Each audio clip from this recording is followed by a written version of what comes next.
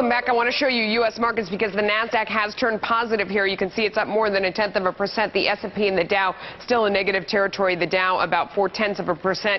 European markets are closing right now, and it looks like it's going to be a mixed finish across the pond. You can see that the DAX and the FTSE trading in the green there, although barely so. I mean, essentially flat on the session, and the CAC there in negative territory. Tyler.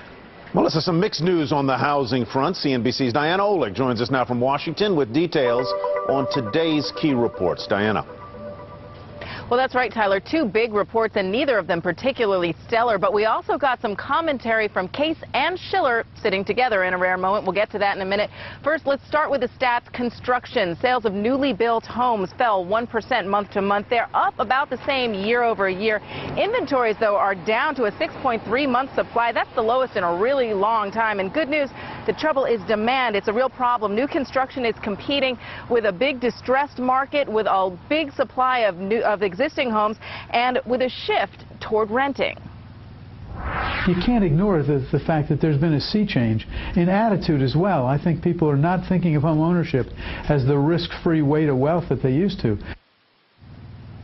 Now, while sales of newly built homes are actually up annually, existing home prices are falling more steeply year over year. Despite monthly seasonal bumps up, prices on the S&P Case-Shiller 10 and 20 city indices are down 3.6 and 4.5% respectively. 11 out of the top 20 cities are seeing deteriorating prices. Will that get worse, we ask, with the debt crisis?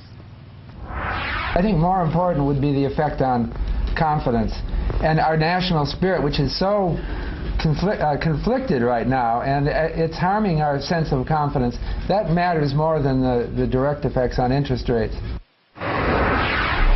And that's what I'm always talking about, is consumer confidence in buying a home. We saw a huge cancellation rate on existing home sales last month. A lot of that due to consumer confidence. When they see prices falling, they pull out of the deals. But again, we have to look forward toward mortgage rates, which we're about to talk about. Right, Melissa? Yeah, absolutely. I mean, those are the two big factors. Diana, stay with us. With concerns about the debt ceiling growing, are mortgage rates set to go higher? And if you're a homeowner, is it time to refinance? Do you want to lock in a rate? Joining us now is Robert Dietz, economist at the National Association of Home Builders. On the phone, we have Shari Olefson, real estate attorney at Fowler, White & Boggs. Thanks to both of you for joining us. Robert, let me start with you. I mean, interest rate's a huge factor when you're buying a home, when you're selling, when you're refinancing. Where do you think they're headed?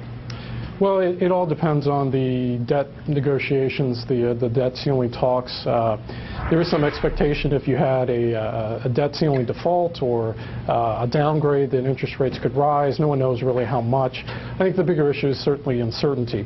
Uncertainty and weakness in the job market, which is holding home buyers back from purchasing a home, which is why you see continued low levels of new home sales. Robert, we know the factors. Take a stand. What do you think? Are interest rates going to go higher? Well, it depends on the politics. My expectation is that a deal gets done and interest rates remain basically where they are right now. But, you know, it's harder to forecast the politics than it is the markets. Shari, how about you? Let's say there is a debt ceiling deal, but let's say there is a credit downgrade of some magnitude on U.S. debt. That would ratchet up interest rates across the spectrum, wouldn't it? And if so, by how much and how soon? Well, no one really knows, but significantly. If the Treasury rates go up, of course, all other interest rates are going to go up. You know, the thing here, there's two prongs. First of all, we've got consumer confidence, as Diana was saying. And, you know, most people would argue that that's being eroded right now anyway. And I have to say, any debt cutting that's going to solve this problem right now is going to impact people. We're going to feel it in further consumer confidence, and we're also going to feel it in consumer spending.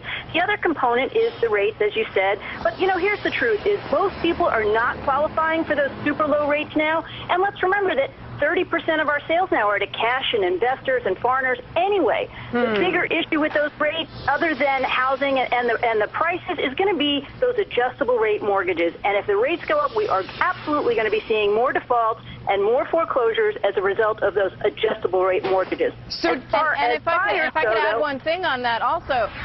If I could add one thing, we also have to look that it's a perfect storm happening this fall. Not only do we have the debt crisis and a possible downgrade, but we also have the end of conforming loan limits coming in October. Now, there's a big push to have them extended yet another year, but most people expect that they will go back down.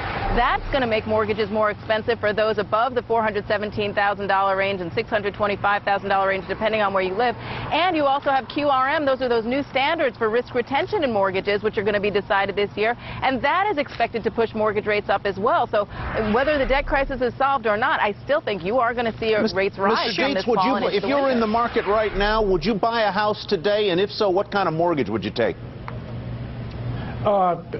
Today is a good time to buy a house. Prices are low. I would take a fixed rate mortgage. I'm just naturally conservative in that sense. But I think those points are correct about the conforming loan limits issue. That will have an effect on home demand in the fall.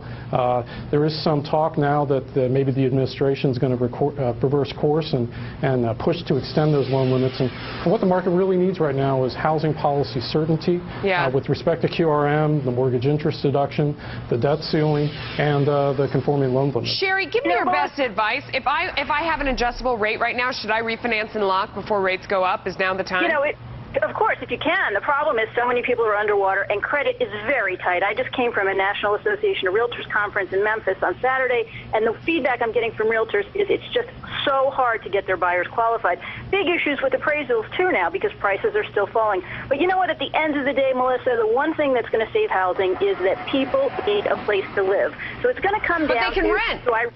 Yeah, that's what it's going to come down to. Do I rent or buy? Fortunately, but what about rental prices going up? The more demand you have, the more prices are going to go up for rents, and at some point, people are going to have to turn and say, wait a minute, this is getting way more expensive than buying a home. Yep, you're right. Great point. That turning point in rental demand. We need a healthy job market. That too. All right, guys, we're going to leave it there. Thanks to all of you for joining us. Housing tracks job growth and job markets locally, nationally, wherever you want to look. That's and true. when we come back, inside the campaign, our John